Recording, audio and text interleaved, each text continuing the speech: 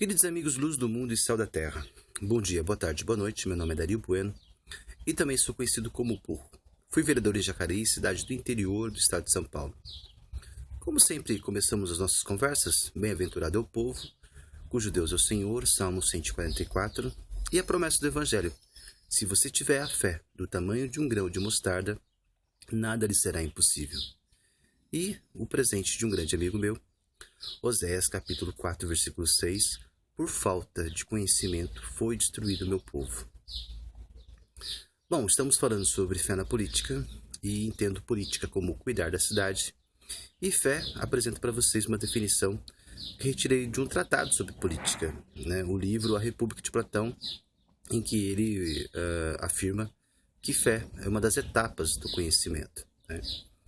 Então, é transitar da aparência das coisas para a essência das coisas, transitar do visível para o invisível. Então, diante disso, a gente assumindo o Evangelho como texto fundador da nossa civilização, ocidental, e principalmente no Brasil, que herdamos isso por meio da colonização portuguesa, é muito importante termos um texto fundador, para que a gente possa criar uma perspectiva, e se relacionar com os fenômenos, com os acontecimentos que são recorrentes no mundo, que estão acontecendo. E esse texto fundador, ele nos convida a vigiar e orar. Então, vigiar é você observar esses fenômenos, e orar é você refletir sobre esses fenômenos. Aí você pode estar um pouco apreensivo, com essa afirmação da minha parte, mas Jesus condenava as vãs repetições, Então, tudo aquilo que a gente aprendeu de maneira equivocada, sobre essas rezas decoradas, isso aí não é o que Jesus recomenda, Então, orar é refletir sobre as coisas. E esse mesmo texto fundador, que é o Evangelho, ele afirma que se a gente conhecer a verdade vai, libertar a gente, Então, esse binômio, a verdade como pré-condição da liberdade e a liberdade como consequência da verdade, isso é ciência, Então, as pessoas que alardeiam, sobre haver uma incompatibilidade, do Evangelho com a ciência, provavelmente, e na maioria dos casos é o que ocorre, não conhece o Evangelho, mesmo que ande com o Evangelho, com a Bíblia debaixo do braço, e também provavelmente tenha uma deficiência no seu entendimento sobre a ciência. Por quê? Porque quando a gente transita do visível para o invisível, a gente tem um bônus, Através dessa experiência, seguindo as pistas, a gente começa a compreender que algumas coisas, que alguns acontecimentos são previsíveis, E esse previsível, ele está muito mais ligado ao mundo visível do que ao mundo invisível. Então, ele está muito mais ligado, à aparência das coisas, é intermediário entre a aparência das coisas e a essência das coisas, mas é muito mais próximo da aparência, Porque você pode antecipar resultados, e criar métodos para efetivar esses resultados, Isso não é ciência, em seu altíssimo grau, Isso é o início, de qualquer coisa. E isso é indústria, E uma indústria, assim, muito bem-vinda, para que a gente possa atender às necessidades, para que a gente possa diminuir o fardo do nosso trabalho, para que a gente possa ter um pouco mais de conforto, para que a gente possa exercitar, o que é realmente o propósito do ser humano, que é a contemplação, né? Então, assim, o previsível, né, é indústria, tecnologia. E muitas pessoas, né, acabam, né, usando essa tecnologia, essa compreensão especulativa, né? As pessoas acabam se acomodando nessa dimensão, né? Acabam se distraindo e muitas vezes não percebe que o caminho para a ciência, né, é mais longo, né, é maior do que já trilhado até agora, né? Raras vezes o ser humano se dedicou à ciência, né? E a maioria dos casos se dedicou à indústria. Bom, essa indústria que a gente se dedica, né, que é uma máxima recentemente sistematizada, mas desde o início, né, praticada pelo ser humano, né, ela é vinculada a uma cultura de guerra, né? Então, a maior parte dessa nossa indústria, ela é, né, levedada por essa cultura de guerra. Herdamos essa cultura, herdamos conflitos, né? E o Evangelho nos convida a reduzir o alcance e o impacto desses conflitos. Como? Vigiando e orando. E como a gente está falando de conflito, né? E assim, o conflito recorrente, né? E que teve um episódio desastroso, né, recentemente, é o ataque terrorista em Paris, né? E aí a gente pode, né, prever algumas coisas, né? Só que a gente precisa vigiar e orar para a gente não se confundir nesse percurso, né? Primeiro, né, a observação que eu quero fazer é que esse ataque terrorista, por mais que use, né, uma justificativa religiosa, né, não tem nada de religioso, né, porque a gente precisa compreender primeiro o que é religião para a gente começar a diminuir o impacto e o conflito, o alcance desse conflito que a gente herdou, né? Então, assim, religião é a intimidade com o Criador. A religião é uma coisa inerente a todo ser humano, né? E ele expressa isso, né, de maneira individual ou coletiva, né?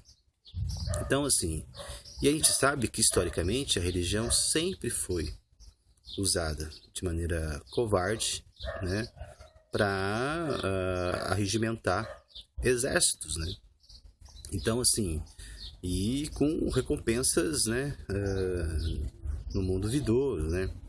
Então, assim, isso, né, foi fortalecido e aconteceu e acontece até hoje por conta da falta de conhecimento, né?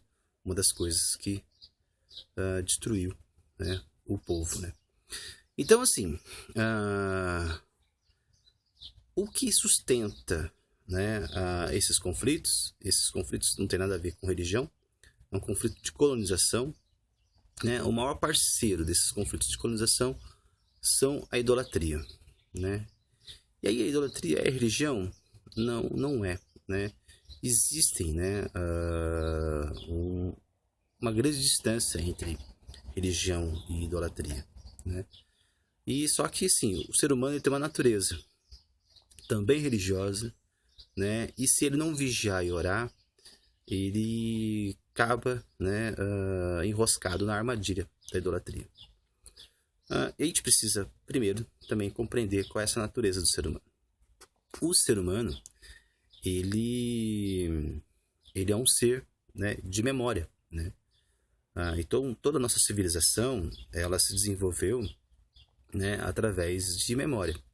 E essa memória, ela usou o recurso de monumentos, né, de narrativas, narrativas que se perdem, né, na origem dos tempos, né? Então, assim, fala de... ela acaba sendo fantasiosa porque ela usa uma linguagem mais simbólica do que uma linguagem cotidiana, né? Então, assim, as alegorias permeiam essas narrativas, né? E, assim, os escritos depois, né? Os documentos, os próprios documentos históricos, a partir do momento que a gente desenvolveu a escrita para manter essa memória de uma maneira muito mais material. Então, para quê? Para que a gente evitasse erros do passado e para que a gente continuasse a se inspirar, né, nos bons feitos do passado. Quando esse recurso de memória benéfico, útil, necessário, passa a ser algo perverso e nocivo? Quando ele começa a nos escravizar, né? Quando ele começa a nos engessar, quando ele começa a criar uma crosta de preconceito, né? Quando você não consegue ver outras possibilidades além desse contorno cultural que nos foi dado, né? Além desse contorno cultural que nos foi herdado pela tradição, né? E assim, e os grandes responsáveis por isso são os sacerdotes, que de maneira desastrosa, por conveniências próprias individuais, né, ou por covardia, não sei, por sim, uma fraqueza que todo ser humano possa ter, né, eles foram coniventes com os interesses dos colonizadores. Então, assim, a gente precisa ver que não há nada de religioso nisso, se a gente compreender religião como uma intimidade com o Criador, né?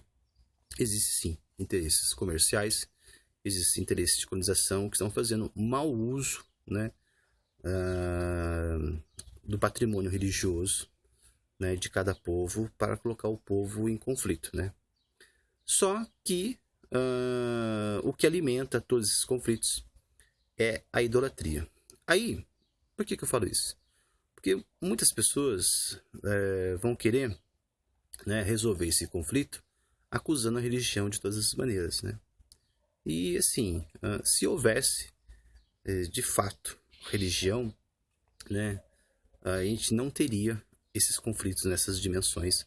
Eles não seriam nem promovidos e muito menos alimentados, né? Mas existe uma idolatria. A gente precisa saber qual que é o limiar de uma coisa e outra. E isso você só pode fazer através da vigilância e da oração. Observar e refletir sobre os fenômenos e acontecimentos, né? Venha e veja, né? E a melhor maneira de você reduzir um conflito é tomar um partido. Que partido? O partido, segundo o texto fundador, né, o Evangelho, né, que a gente herdou por um processo também de colonização, né, europeia, via Portugal, né, mas que assim, que a gente vê que no passado também fizeram mau uso desse patrimônio religioso, né? A gente precisa vigiar e orar e tomar o partido pela vida em abundância, a vida sem contorno, né? Não se precipitar, né? Porque a gente pode julgar pelo preconceito, né? A palha no olho do próximo, sem considerar, né, a trave que está diante dos nossos olhos, né? Esse é o texto fundador que herdamos, né? E assim, que a gente precisa ter intimidade com esse texto, né? Para que a gente possa não só transitar do visível para o invisível, mas como a gente fazer o melhor uso possível deste previsível, né? O que eu vejo como previsível, e nós fazemos parte, o Brasil faz parte desse contorno ocidental de cultura, e que é o Ocidente, né, o objeto agredido, né, pelos árabes, né, nesse momento, né, tem a sua origem histórica nas cruzadas, na guerra de reconquista, né?